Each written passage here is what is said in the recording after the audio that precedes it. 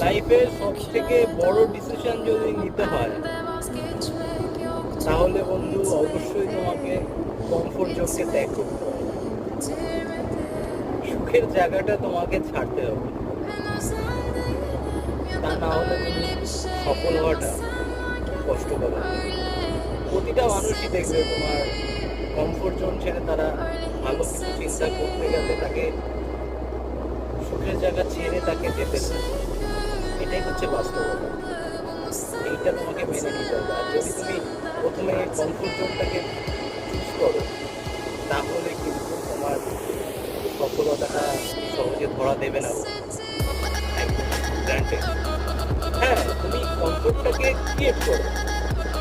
তুমি ভবিষ্যতে চিন্তা করছো আমি এইভাবে এই লাইফে অন্যরকম সেট আপ করবো, ক্রিয়েট করতে হবে।